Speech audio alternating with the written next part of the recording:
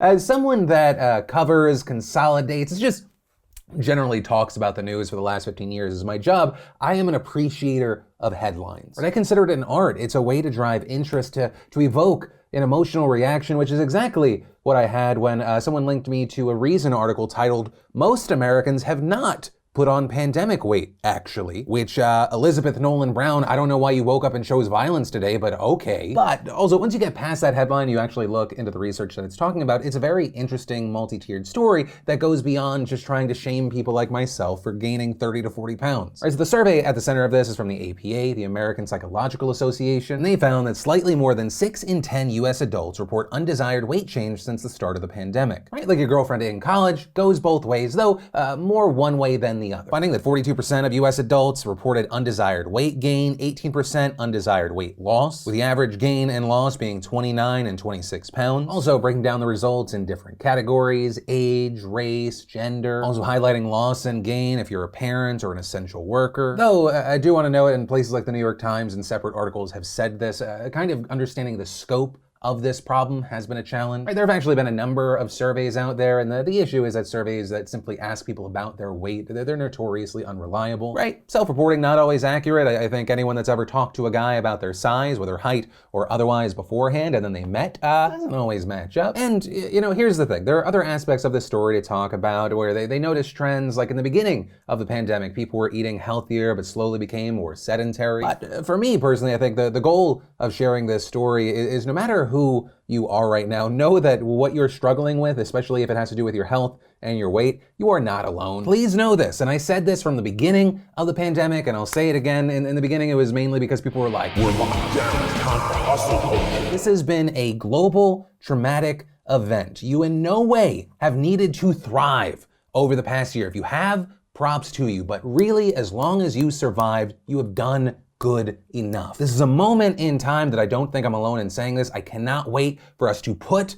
behind us. It's a thing that we just discuss and talk about like it's something that happened, okay? So stop being hard on yourself, you idiot. A better tomorrow can start today. You are not alone in this, and you are not less than. You're experiencing it. Okay, I'm glad we had this chat. But that said, let's talk about the continued fallout and the updates around David Dobrik. Right, we've been talking about different aspects of this story for about a week now. One of the biggest, of course, was Insider publishing a huge report where you had a girl accusing a creator by the name of Dirty Dom of raping her while she was too drunk to consent back in 2018 when she was filming a video with the Vlog Squad. And if you're unfamiliar with the story, the lead up, a lot of the details, I'm gonna link to our previous coverage down below. But where we last left things, we were talking about how David Dobrik was losing sponsors. We're also seeing even more today. The likes of General Mills, HBO Max, Facebook, Audible, Bumble, Frank's Red Hot, and Honey, all confirming to Insider that they have no plans to work with Dobrik in the future. We also saw what many consider David's biggest partnership, SeatGeek, following as well, reportedly saying to TubeFilter they are not currently working with David Dobrik or the Vlog Squad, nor do we have any future planned campaigns. And then, easily the biggest update to this story is that late last night, David Dobrik uploaded a second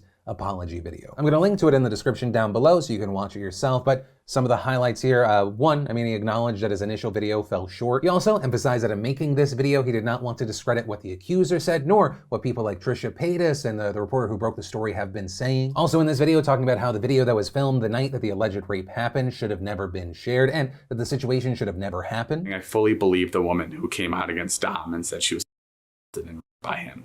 As was reported, the next day I got consent to post the video. Even though I got the consent to post that video, I should have never posted it.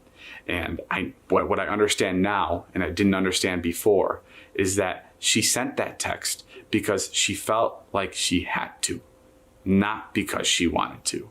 And that's up. And I'm sorry. I want to apologize to her and her friends for ever putting them in an environment that I enabled that made them feel like their safety and values were compromised. Also saying that he didn't know what was happening at the time, but that he should have, and that it should have been his responsibility to make sure that everyone was okay, but he did not do that. Also going on to say that he didn't understand that there was an uneven power dynamic and structure when people came to hang out with the Vlog Squad to make videos. People felt like they had to be silent for the sake of my video, and that's not right, and it's up, and I'm sorry. He then addressed the previous sexual harassment allegations that Dom had faced in the past. This, including from YouTuber Ali Hardesty, who said that he groped her and forcibly kissed her back in 2017. This, in part because when Dom made a video addressing his poor behavior with women, David supported him with a comment saying, "Proud of you, Dom. Being an idiot is easy. Owning up to it is tough. Glad you made this." With David apologizing for believing Dom over the women in these situations. I couldn't wrap my head around a childhood friend of mine doing this to people and actually hurting people, and I'm sorry for that. Not only did I discredit you, Ali, but I platformed Dom. And not only did I platform Dom, but I platformed the subject of sex in a negative way, where I made jokes about it. With Dobrik again reiterating that he stopped making content with and started distancing himself from Dom in 2019 when he started to become aware of these unfair power dynamics. Though there, it should be noted that some people have disputed that timeline, also saying that what Dobrik is saying here might be misleading. This due to the fact that it looks like they appeared in the same content together on Dom's channel as recently as March 2020. But if you actually search for that video now, it's been deleted. Some people saying that it happened in the last 24 hours, which would make the timing suspicious, though it wasn't technically on David's vlog, so people can come to their own conclusions there. But back to Dobrik's apology video, he added that he essentially fucked up at that time because even though he was coming to realize all this in 2019 and he was changing, he still didn't apologize to the women, which he says he is sorry for. Also, Dobrik just kind of addressing his past content in general. Before my content shifted to be more responsible and positive, I said and did things that were really offensive, and I called them bad jokes, and I can't even call them bad jokes, and it was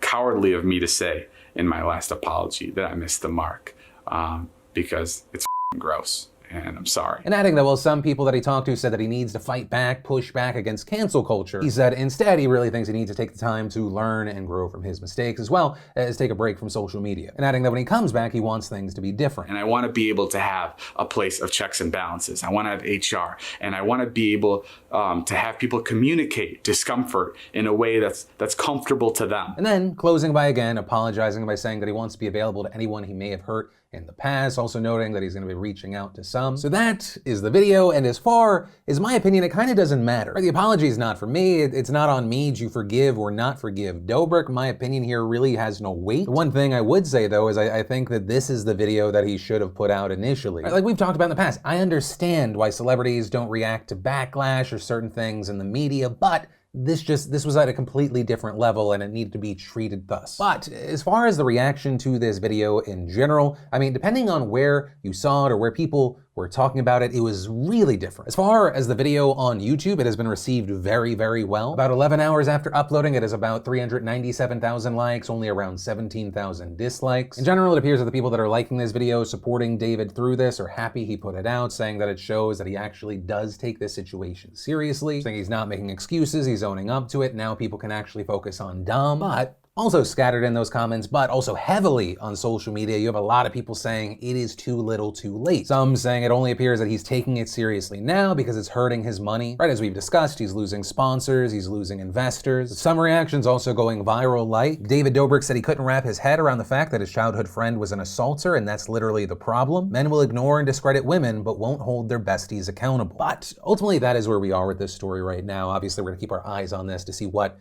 happens next, but the big thing here is I want to pass the question off to you. What are your thoughts here? Do you personally feel like the apology was genuine? He did the right thing here. It's good to see him say this, or are you in the camp of it's too little too late? This is David Dobrik just trying to protect his future and his money. What do you think, and why do you think that? I'd love to know in those comments down below. From that, let's take a second to pay some bills and thank the fantastic sponsor of today's show, Keeps. You know, 2 out of 3 guys will experience some form of male pattern baldness by the time that they're 35. Everyone's got that someone in their life, right? That brother, uncle, or friend dealing with hair loss. And if you don't want to go down that road, you don't have to just sit idly by. Keeps helps you stop hair loss before it's too late with their scientific and affordable approach to treatments that are up to 90% effective at reducing and stopping further hair loss. And Keeps offers generic versions of the only 2 FDA-approved hair loss products that are out there. So some of you may have actually already tried them before, but probably never at this price. Which, fantastically, for a limited time, you beautiful bastards can get 50% off your order. All without having to go in person to the doctor's office for your prescription, because with Keeps, you can get these products delivered directly to your home. It is that easy. So if you're ready to take action and prevent hair loss, go to keeps.com/DeFranco, or just click that link in the description down below to receive 50% off your first order. Then, easily one of my favorite political stories of the day, let's talk about Sidney Powell. Now, for those that don't recall, because you've tried to push that ugliness out of your brain. She, of course, is the pro-Trump lawyer who spent months pushing false claims about the election. And funny enough, she's in the news now regarding those claims because she is arguing in court that, quote, no reasonable person would conclude that the statements were truly statements of fact, right? And more specifically here, you had Powell's lawyers making this argument in a motion to dismiss a defamation case against her brought by Dominion Voting Systems, which is the election equipment manufacturer that she claimed helped steal the election, arguing that she was merely sharing her opinion and that the public could reach, quote, their own conclusions about whether the votes were changed by election machines. But I would argue the counter to that is apparently there's a lot of unreasonable people, because a lot of people ate up the conspiracy theory she was spouting. Also, I will say, because it's been a while and, you know, given enough time, you start forgetting things, how ridiculous they are. I went back to look at what her quotes were, and I forgot there are some fun ones like, the Dominion Voting Systems, the Smartmatic technology software, and the software that goes in other computerized voting systems here as well, not just Dominion, were created in Venezuela at the direction of Hugo Chavez to make sure he never lost an election after one constitutional referendum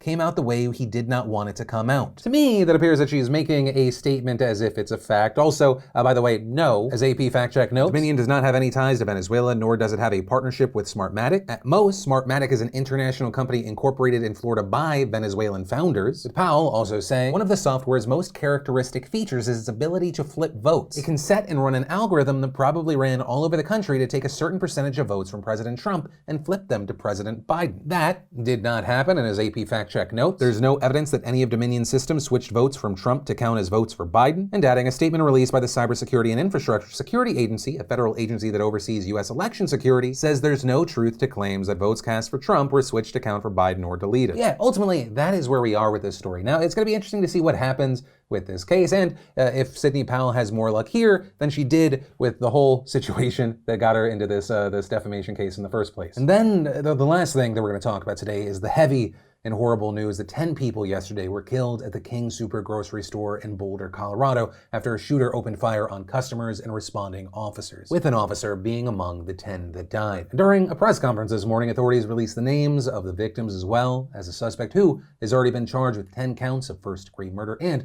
is expected to be moved to jail later today from the hospital, where he is currently being treated for a gunshot wound in the leg. And while, of course, on my show, I don't show the names or the faces of these mass murderers, according to the police, he is a 21-year-old man who lived in Arvada, a suburb of Denver that's about 65 miles away from Boulder, and he has lived most of his life in the United States. The police in Arvada also now saying that they had 2 encounters in 2018 with the shooter, one on a report of third-degree assault and one of criminal mischief, with it now being reported that he was convicted of misdemeanor assault against another student in a classroom regarding that first encounter. Additionally, according to reports, FBI officials already knew the suspect's identity because he was linked to another person under investigation by the Bureau, with federal law enforcement officials also separately confirming that the shooter used an AR-15 type of assault rifle. And that is actually a very significant part of this story because this attack comes just 10 days after a judge blocked the city's ban on assault-style weapons and large-capacity magazines. But notably, while it is right now hard to say either way what kind of immediate impact that ruling might have had here, it was actually implemented following the Parkland shooting in order to prevent shootings exactly like this. And according to a police affidavit made today, the suspect purchased a semi-automatic pistol less than a week before the attack, though it is unclear at this time if he used the gun in the shooting because the affidavit also said that he had that pistol and the AR rifle, which is why among the numerous reactions we saw a lot of people calling for gun reform. This, including prominent politicians like Senator Chris Murphy, who has lobbied extensively for common sense gun control since the Sandy Hook shooting, writing on Twitter, "This is the moment to make our stand now. Today, our movement is stronger than the gun lobby. They are weak. We are potent. Finally, a president and a Congress that supports gun reform. No more Newtowns, no more Parklands, no more Boulders. Now we make our stand." With him also noting that the Senate Judiciary Committee is having a pre-scheduled hearing on gun violence that is, quote, the predicate to bring a comprehensive background checks bill to the floor, and tweeting, "The 2 most significant drops in rates of American gun violence in the last 100 years came immediately following the 2 most significant gun law reforms passed by Congress. That's not a coincidence." But on the other side of this, you also had people like Senator Ted Cruz responding to similar remarks made by another senator by saying, "And every time there's a shooting, we play this ridiculous theater where this committee gets together and proposes a bunch of laws that would do nothing to stop these murders. What happens in this committee after every mass shooting is Democrats propose taking away guns from law-abiding citizens. because that's their political objective. Though Cruz and other politicians like Representative Lauren Boebert also received a lot of backlash for their comments, or rather their weak statements. Right? Boebert, for example, was criticized for not issuing a public comment after the shooting in her state, and she actually got slammed even more when she finally released a statement because her response was, while some elected officials have already started using the shooting to advance a political agenda, I refuse to do so. Which I will say, maybe 5-10 years ago when I was acting like an enlightened centrist, maybe would have been a similar argument I would have had. My response now is, as far as reactions, if not now, when? Right, like, for example, obviously a different situation, but if you had all these intersections where you live, where there are no stop signs or stoplights or anything like that, and just a ton of people were dying, where people are crashing into each other, T-boning each other, maybe, I don't know, there's a visibility issue, right? Tons of blind spots going into it. I would say that it is a smarter move to sooner rather than later go,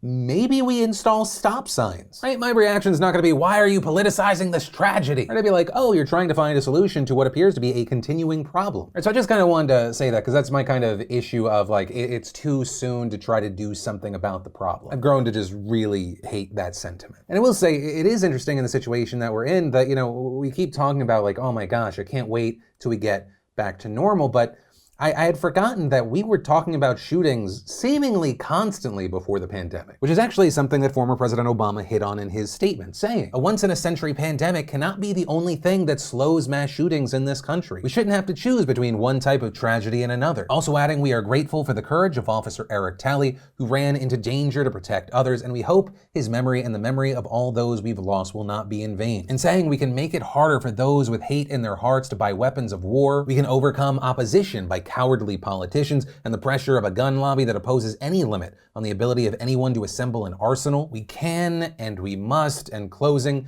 because this is a normal we can no longer afford. And that is actually something we saw President Biden himself echoing. The United States Senate, I hope some are listening, should immediately pass the 2 House-passed bills that close loopholes in the background check system. This is not, it should not be a partisan issue.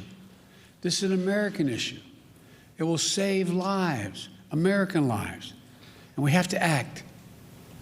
We should also ban assault weapons in the process. Now, notably here, Senate Majority Leader Chuck Schumer did say today that he would bring the background check bill before the Senate, though he did not say when. And there is a question of what would actually happen in the Senate, right? Because, well, yes, you do have a 50-50 split in the Senate. You also have moderate Democrats like Joe Manchin already saying they oppose it. You know, so it's unclear what's going to happen next, if we'll see any tangible legislation anytime soon. And ultimately, with this story, or really anything that stood out to you today, I'd love to know what you're thinking in those comments down below, because this is the end of the show. As always, thank you for hitting that subscribe button, joining the family, hitting the like button, all the good stuff. If you're looking for more news to watch, I got you covered right here on the top links down below. But with that said, of course, as always, my name's Philip DeFranco. You've just been filled in. I love yo faces, and I'll see you tomorrow.